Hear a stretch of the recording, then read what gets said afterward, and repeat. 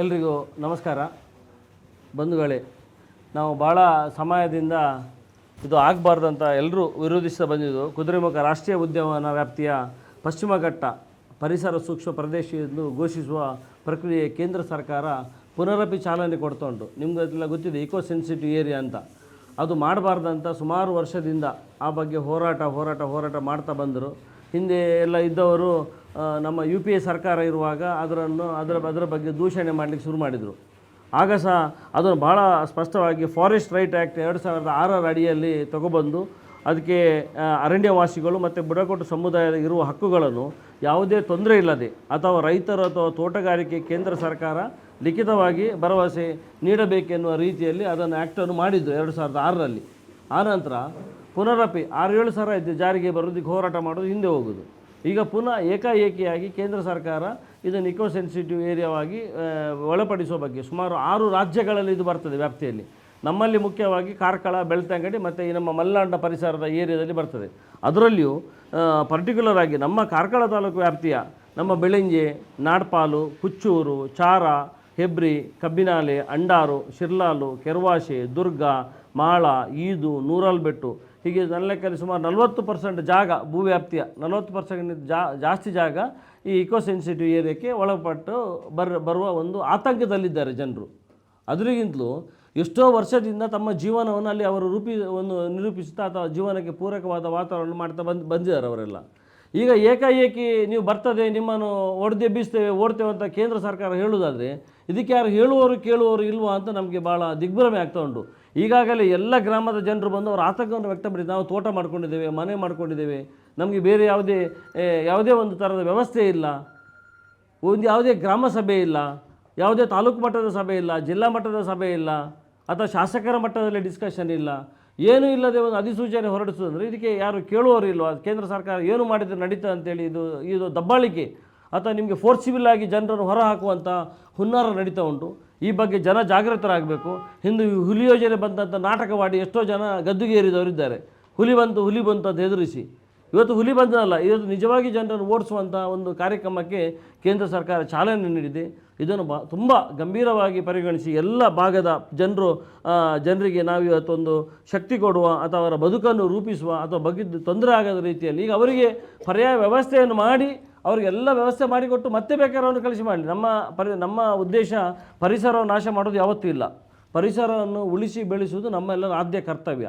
ಆ ಮಟ್ಟಿಗೆ ನಾವು ಹೇಳಬೇಕಾದ್ರೆ ಇವತ್ತು ನಾಡಪಾಲು ಗ್ರಾಮ ಪಂಚಾಯತು ನಮ್ಮ ರಾಜ್ಯದನೇ ಅತ್ಯಂತ ಹೆಚ್ಚು ವಿಸ್ತೀರ್ಣ ಭೌಗೋಳಿಕವಾಗಿ ಕಾಡು ನಾಡು ಇರುವ ಎರಡನೇ ಅತಿ ಹೆಚ್ಚು ವಿಸ್ತೀರ್ಣ ಇರುವ ಗ್ರಾಮ ಪಂಚಾಯತ್ ವ್ಯಾಪ್ತಿ. ನನ್ನ ಲೆಕ್ಕದಲ್ಲಿ 13,000 ಹೆಕ್ಟೇರ್ ಅಂದರೆ 19,000 ಎಕರೆ ಜಾಗ ಉಂಟಂತೇಳಿ ಕೇಳಿ ಭಾಳ ಸಂತೋಷ ಆಗ್ತದೆ. ನಂತರ ಭೂಪ್ರದೇಶ ಇರೋ ಜಾಗ ಅದನ್ನೆಲ್ಲ ಉಳಿಸಿ ಬೆಳೆಸೋದು ನಮ್ಮ ಕರ್ತವ್ಯ. ಆದರೂ ಆ ನಿಟ್ಟಿನಲ್ಲಿ ಬಟ್ ಜನರು ಎಲ್ಲಿ ಹೋಗಬೇಕು?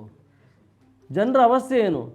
ಇದೀಗ ಆತಂಕದಲ್ಲಿ ನನ್ನ ಲೆಕ್ಕ 50,000ಗಿಂತ ಜಾಸ್ತಿ ಜನ ಈ ಮಧ್ಯದಲ್ಲಿ ಬರ್ತಾರೆ.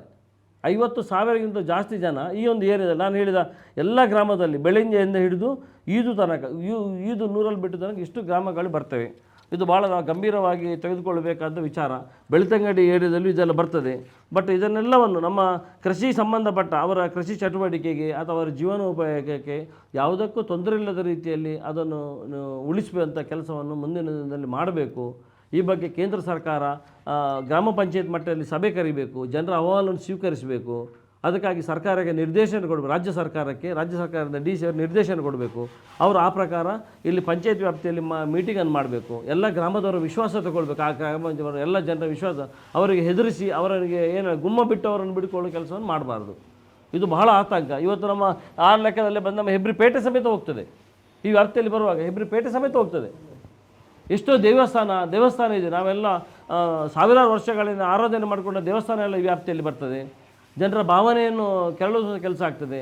ಇದನ್ನು ಇಲ್ಲಿಯ ಸ್ಥಳೀಯ ಶಾಸಕರಿರ್ಬೋದು ಅಥವಾ ನಮ್ಮ MP ಅವರಿದ್ದಾರೆ, ಅವರು ಕೇಂದ್ರ ಸರ್ಕಾರದ ಪ್ರತಿನಿಧಿಯಾಗಿದ್ದಾರೆ, ಅದೇ ಪಕ್ಷದವರಾಗಿದ್ದಾರೆ. ಅವರು ಬಹಳ ಗಂಭೀರವಾಗಿ ಇದನ್ನು ತಗೊಂಡು ಇವರು ಈ ಬಗ್ಗೆ ಜನರ ಆತಂಕ ದೂರ ಮಾಡುವಾಗೆ ಇದನ್ನು ಹಿಂಪಡೆಯುವಾಗೆ ಈಗ ಏನೊಂದು ನಮ್ಮ ಇಕೋ ಸೆನ್ಸಿಟಿವ್ ಏರಿಯಾ ಅಂತೇಳಿ ಏನೊಂದು ಅವರು ಫೋರ್ಸ್ ಮಾಡಲಿಕ್ಕೆ ಹೋಗಿದ್ದಾರೆ, ಅದನ್ನು ಕೂಡಲೇ ಹಿಂಪಡೆದು ಎಲ್ಲ ಜನರ ಅಭಿಪ್ರಾಯವನ್ನು ಪಂಚಾಯತ್ ಮಟ್ಟದಲ್ಲಿ ತಾಲೂಕು ಮಟ್ಟದಲ್ಲಿ ಬೇರೆ ಬೇರೆ ಸಭೆಯನ್ನು ಮಾಡಿ ವಿಸ್ತೃತವಾದ ಒಂದು ವರದಿಯನ್ನು ತಯಾರಿಸಿ ಆನಂತರ ಯಾವ ಭೂಭಾಗವನ್ನು ಬಿಡಬೇಕು, ಯಾವುದು ಬರಬೇಕಂತ ಇದು ಯಾವುದೋ ಒಂದು ಏನು ಹೇಳ್ತಾರೆ ಜಿಯೋಗ್ರಫಿಕಲ್ ಆಧಾರಿತ ಒಂದು ಫೋಟೋ ಸ್ಟೇಟನ್ನು ತಗೊಂಡು ಏರಿಯಾವನ್ನು ಸೇರಿಸೋದಲ್ಲ.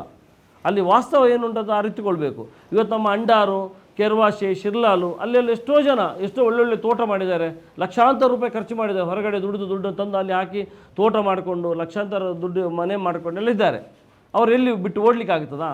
ಈ ಬಗ್ಗೆ ನಾವು ಒತ್ತಾಯ ಮಾಡೋದಿಷ್ಟೇ, ಎಲ್ಲ ಅಧಿಕಾರಿಗೆ ಡಿ ಸಿ ಅವರಿರ್ಬೋದು ಅಥವಾ ರಾಜ್ಯ ಸರ್ಕಾರದ ಮೂಲಕ ಕೇಂದ್ರ ಸರ್ಕಾರಕ್ಕೆ ಅತ್ಯಂತ ಹೆಚ್ಚಿನ ಒತ್ತಡವನ್ನು ಹಾಕಿ ಕೇಂದ್ರ ಸರ್ಕಾರ ಈ ಒಂದು ಯೋಜನೆಯನ್ನು ಕೈಬಿಟ್ಟು ಜನರ ಬದುಕಿನಲ್ಲಿ ಆಡುವಂಥ ಕೆಲಸ ಮಾಡಬಾರ್ದು. ಅಥವಾ ಸುಮಾರು 6 ರಾಜ್ಯದ ನಮ್ಮ ಇಲ್ಲಿ ಪ್ರಮುಖವಾಗಿ 2-3 ವಿಧಾನಸಭಾ ಕ್ಷೇತ್ರ, ಬೆಳ್ತಂಗಡಿ ಬರ್ತದೆ, ಕಾರ್ಕಳ ಬರ್ತದೆ, ಕುಂದಾಪುರ ಬರ್ತದೆ ಮತ್ತು ಬೈಂದೂರು ಬರ್ತದೆ.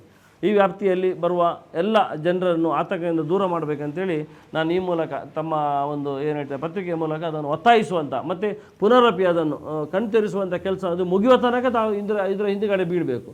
ಯಾಕಂದರೆ ಇದು ನಾವು ಒಂದು ಸಲ ಮಾತಾಡಿದರೆ ಮುಗಿಯುವಂಥ ವಿಷಯ ಅಲ್ಲ, ತಾವಿದನ್ನು ಬೆನ್ನಿಡಬೇಕು. ಯಾಕಂದರೆ ಇವತ್ತು ಪತ್ರಿಕೆಯವರು ಮನಸ್ಸು ಮಾಡಿದರೆ ಯಾವ ಕೆಲಸವನ್ನು ಮಾಡ್ಬೋದು, ನಮಗೆಲ್ಲ ಗೊತ್ತಿದೆ, ವಿಶ್ವಾಸ ಇದೆ. ಪತ್ರಿಕೆ ಇವತ್ತು ಸಮಾಜದ ಕಣ್ಣನ್ನು ತೆರೆಯುವಂಥ ದೊಡ್ಡ ಒಂದು ವ್ಯವಸ್ಥೆ. ಆ ಮೂಲಕ ಪತ್ರಿಕೆಯವರು ಈ ಬಗ್ಗೆ ತುಂಬ ಇದನ್ನು ಜನರಿಗೆ ತಿಳಿಪಡಿಸುವ ಅಥವಾ ಈ ಬಗ್ಗೆ ನಾವು ಈಗಾಗಲೇ ಸಭೆಯನ್ನು ಮಾಡಲಿಕ್ಕೆ ಸ್ಟಾರ್ಟ್ ಮಾಡಿದ್ದೇವೆ, ಪ್ರತಿ ಏರಿಯಾದಲ್ಲಿ ಸಭೆಯನ್ನು ಪ್ರಾರಂಭಿಸಿದ್ದೇವೆ. ಆ ಬಗ್ಗೆ ಜನಜಾಗೃತಿಯನ್ನು ಮೂಡಿಸುವ ಕೆಲಸವನ್ನು ನಾವು ನಮ್ಮಿಂದ ಮಾಡ್ತೇವೆ, ನಮ್ಮ ಪಕ್ಷದಿಂದ ಹಾಗೂ ನಮ್ಮ ಒಂದು ಅಧಿಕಾರ ವ್ಯಾಪ್ತಿಯಲ್ಲಿ ಅದನ್ನು ಮಾಡ್ತೇವೆ. ಆದರೂ ಕಾನೂನಾತ್ಮಕವಾಗಿ ಈ ಬಗ್ಗೆ ತುಂಬ ಸೀರಿಯಸ್ ಆಗಿ ಇದನ್ನು ತೆಗೆದುಕೊಳ್ಳೋ ಭಾಳ ಅವಶ್ಯಕತೆ ಇದೆ ನಾನು ಹೇಳಲಿಕ್ಕೆ ಬಯಸ್ತೇನೆ.